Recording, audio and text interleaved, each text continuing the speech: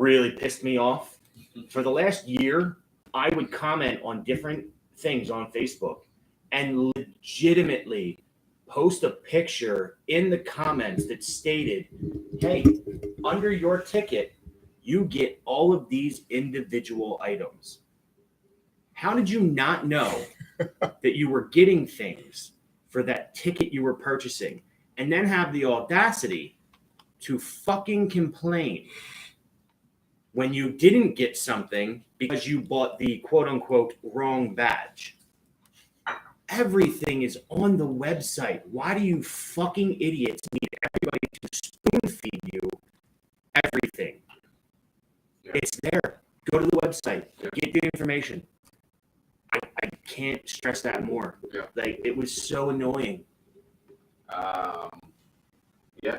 I mean, a lot of the other things that I have problems with overall really just... Before you continue, I'm sorry, let me just reiterate, that has nothing to do with PMC. That just has everything to do with idiot people. Yeah, sorry. Yeah, absolutely. That's what I was going to say. I hate the human race. Yeah, that was the only thing I was going to say. Like, my only other problems that I have were with the people. It was like, hey, I don't know this, and I don't know that. And it's like, really? Like, I can understand me not knowing something and just simply asking a question. But guys, a lot of the things that you guys are like uninformed about have really easy answers to find out. I don't understand. But I mean, overall, again. Like, once again, I would like to thank Papa Bear for giving me one of his tracking figures. I've been literally pulling that thing out of the sleeve every night before I go to sleep. It's like, okay, I dig it. Like, even what Rob was saying, about like the lines and everything like that. I had no intention of getting a third tracking figure because I was still kind of debating on whether or not they would probably even be available. I don't know how many they ordered. I don't know. So I wasn't aware if they were going to have any available. And part of me was like, there are going to be a bunch of people here that buy like 50, waiting to sell them off. And I'm probably not going to be able to get one. Sunday, doors closed at 5. Sunday at 3 o'clock, I walk over to the merch table and I buy a dragon figure. Why did I do that? Because I just wanted to walk over there and see if they had any. And he also missed out on that Killmonger pop. I did. Don't that. That's target exclusive to Killmonger. Anyway, I'm still impressed about that. But yeah, I literally walked over to the table and I was like, "You guys got any dragon figures? Yeah, let me get one." So there was supposed to be a limit, and then that limit didn't exist anymore. Yeah, because we saw people that had badges that only were allowed 4, that had like 19 lined up on their hotel room bed. Yeah. Just look what I got. Have fun getting it home. Right. What are you gonna do with it? Right. You're gonna flood the market. Fine, do that. I got mine. Yeah, I got mine. One of my friends that wasn't able to make it beforehand, as soon as he heard about the exclusive, he asked me, "Hey, grab me one." Fine. And then I was like, "Hey, I'll grab a second one." Or if they have it, I'm not gonna be upset if they don't. Yeah. Walked over there. I was like, "Hey, you guys got any dragon figures?" Yeah. Okay. That situation was well played and well placed. Granted, there were some issues with the throne, again, out of PMC's hands. But I mean, at the end of the day, it's a beautiful piece of work. Oh, absolutely. I think I'm the only one that has that. And there's 2 of us, but one just apparently is a mute today. He waved, by the way, people. Yeah, it's I can't stress that enough, that this was a well-designed, well-laid out, well-placed plan with these exclusives. And shit, we didn't have to get any of it. Nope. Previous years, we got a key set?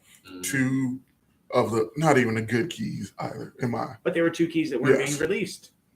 So at the end of the day, yeah, they were. And then you got that.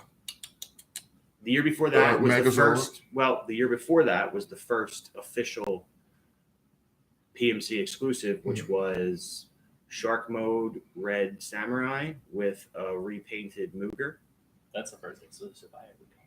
Yeah. No one cares. Also, thanks for chiming in finally. So that was the first. This was the first one that they did. The second one was the key. Mm-hmm. Third one was the black and gold Megazord. And then this year we had a figure, a second market, third party designed throne that didn't have to be there. Right. And a Funko. Yeah, that like an official Funko. So got its own Power Morphicon exclusive sticker and everything. Yes. Like I currently, outside of the Glow in the Dark, I have all the versions of the Megazord Funko on accident, but And I'm not a black and gold fan, but it didn't matter. Yeah. Right? It was there.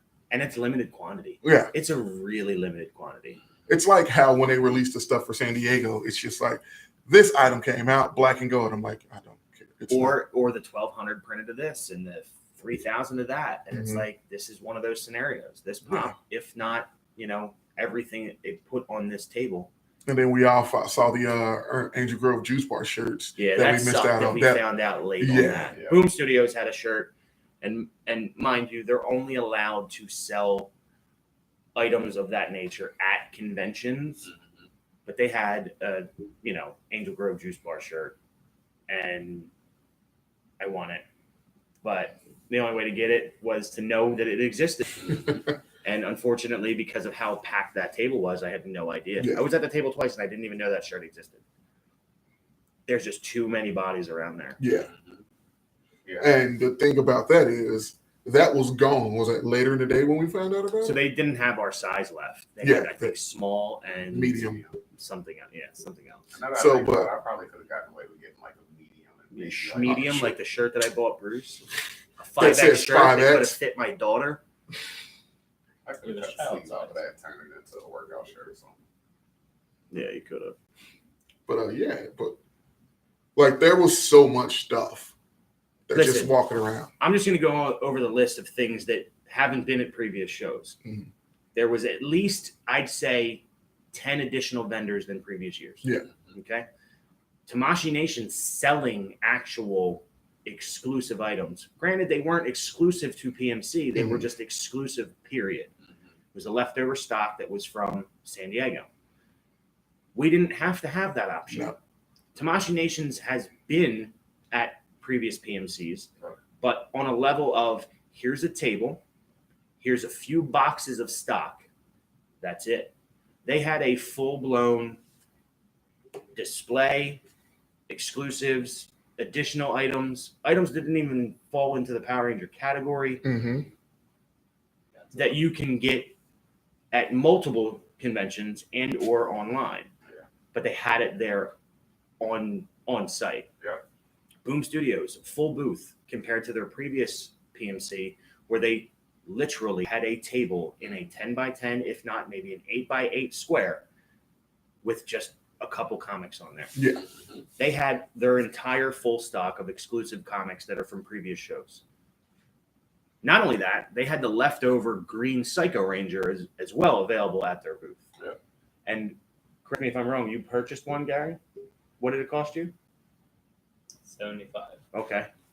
We went to a store early. Yeah, was it on Thursday? Somebody had it for $90. Yeah, $90 in store. A bunch of vendors had it up $90 and up. Once Boom sold out officially, the vendors on site raised their prices to $100 a piece because they knew they could. Yeah, they matched them at first, and then they raised their price. There were some that were trying to sell it at $100 out the gate. Yeah, and they didn't. I don't think I still don't think they have. No. I remember when I walked in and when we just did to go get the lay of the floor, I saw multiple vendors. It was like $95.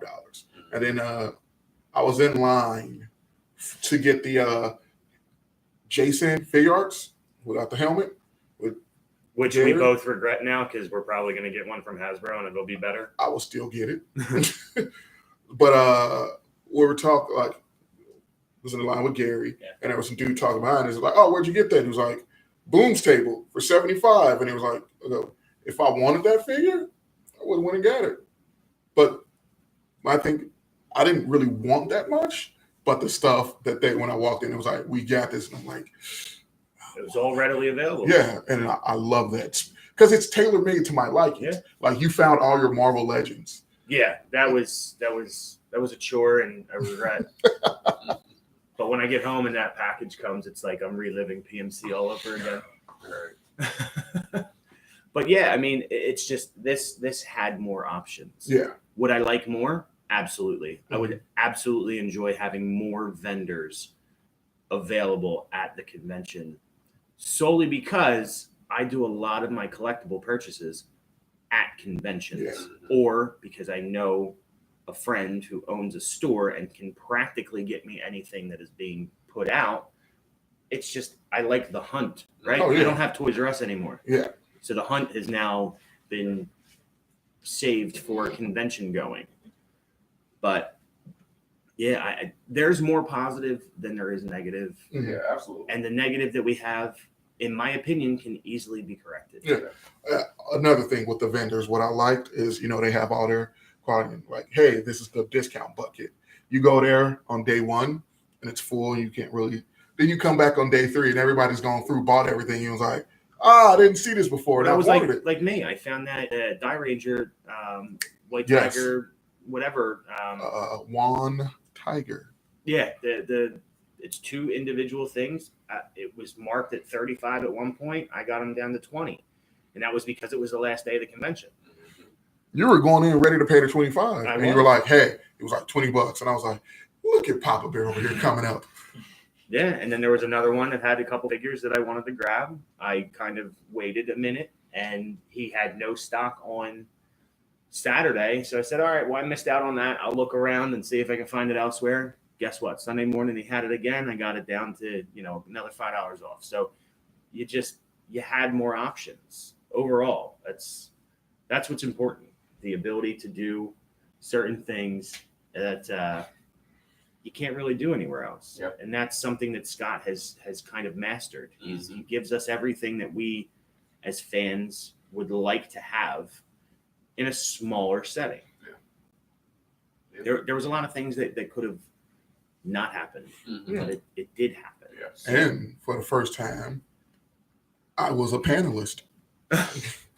Last one, I was on stage, but not in an official. I was a stunt double, or as I was deemed, Black Bulk. Hashtag Black Bulk. And then I, was limited to 1-word answers, and I stuck by that as long as I could. For comedic effect. Yeah, there are a lot of things. Almost killed Papa Bear. There are a lot of things that did make this PMC. And again, I think that goes back to what I was saying earlier about the experiences. Like, it's more than just a convention at this point, right? I look at this as, this is my vacation with friends. Yeah. And it just so happens this is actually happening that weekend as well. Same here. Because at this point, there's not much more.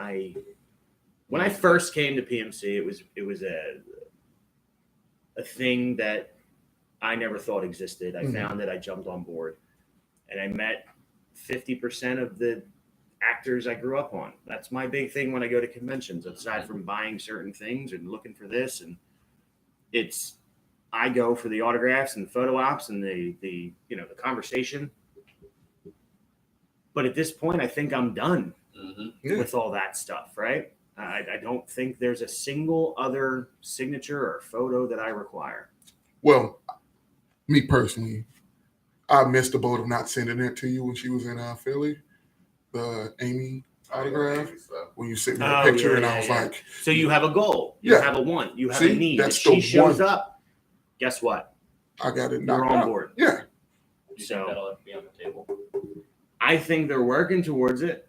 Yeah. I think there's a behind the scenes relationship that is being formed that in time people will know about. Let's just be completely honest. We here at this table, we have a relationship with Scott to the point of we volunteer and we do what's needed done versus some volunteers who do it so they can be at the show. So we hear things, we know things, we've seen things that may or may not have been meant for our knowledge, but at the same time, we're not those individuals who take information, run with it, and post it to the world. So we'll just say there are relationships being built behind the scenes that could very well benefit other towns. As they have already mentioned, there is going to be a traveling PMC for 2019, which is not what I expected it to be, which I expected it to be, oh, there's this convention happening in this town.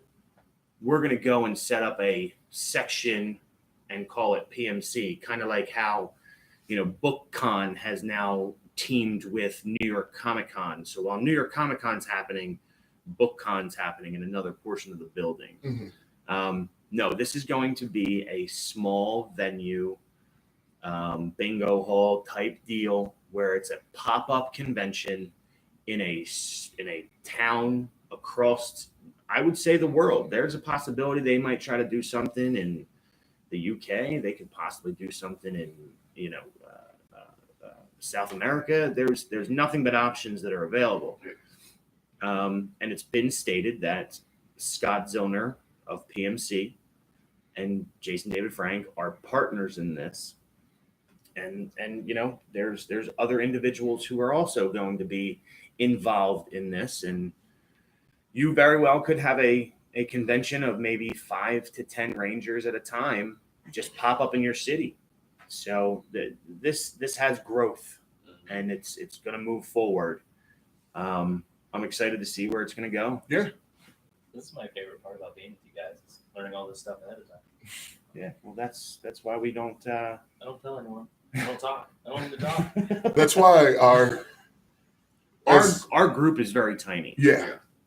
And we keep it that way for obvious reasons and personal reasons, right? There's a lot of people who we've come in contact at these shows that, could be considered two-faced. They can be considered shady. It's not for everyone. This group has been a very positive group overall. And in the course of my 5 PMCs, which now span over 10 years. Papa Bear. Actually, no, it's 8 years. I've managed to make friends across the world that I don't have back home. Yeah. Right. So that's the biggest thing I can say that I've taken from these shows.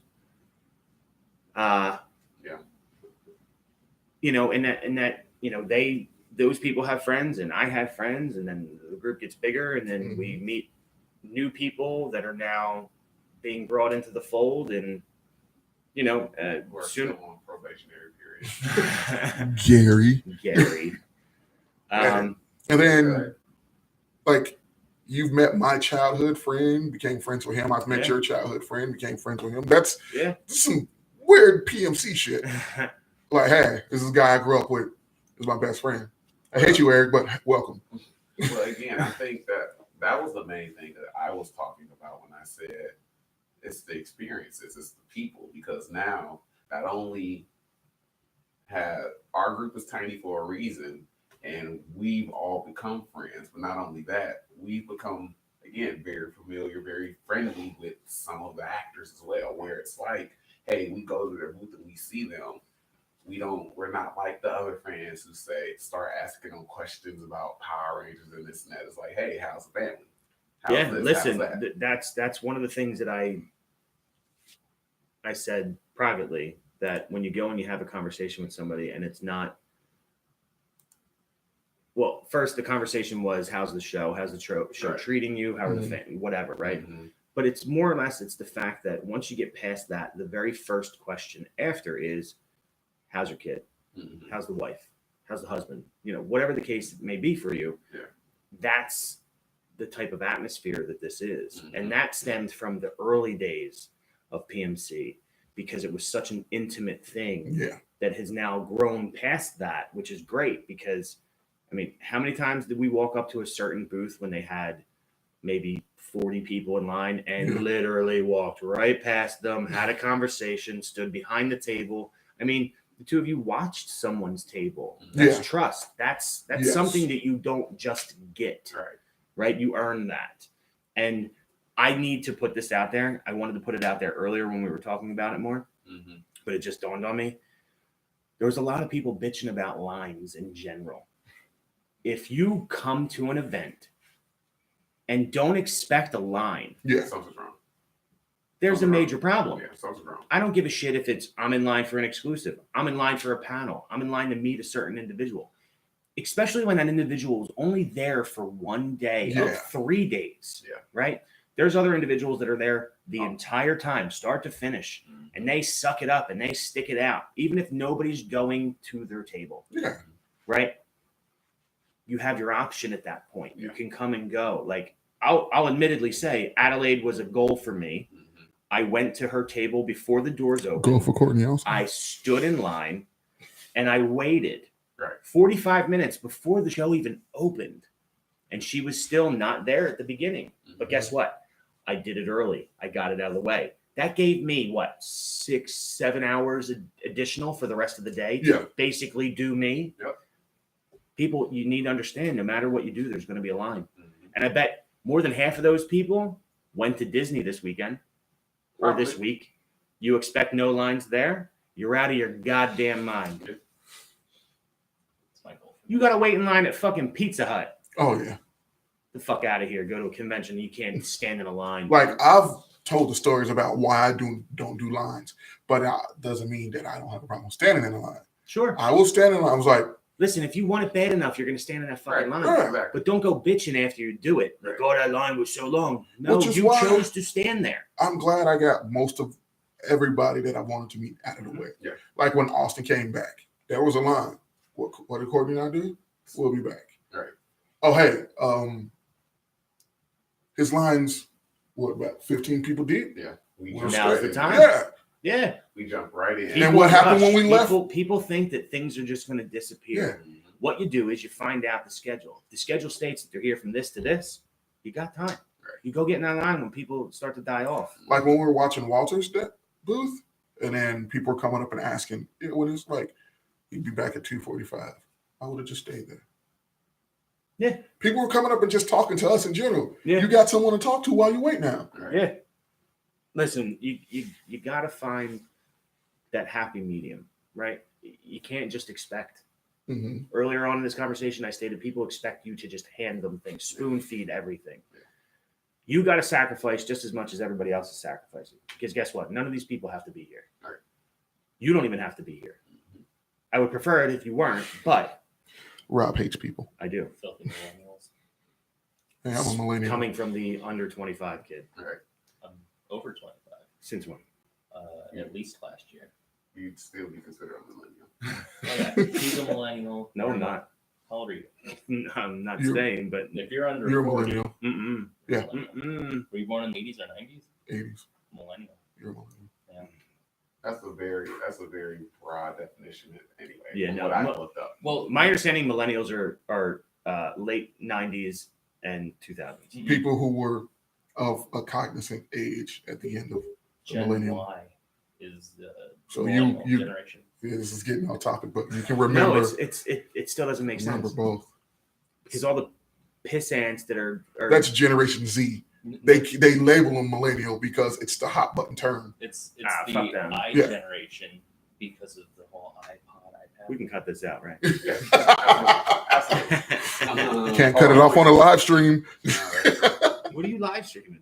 The behind the scenes. Get the fuck out of here. Yeah. No one sees you, Papa Bear. They just hear you. Can you just explain that name? What, the millennial? No. Oh, Papa Bear. Okay, so I call Rob This is gonna be hilarious. Papa Bear. All of that out and it comes back to this.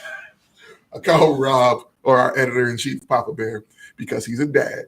And when we were planning this trip, the way he explained stuff is like, as you can hear how angry he is, but it's the most loving I have ever heard him. So he's been taking care of us like we're his children. So he's the Papa Bear.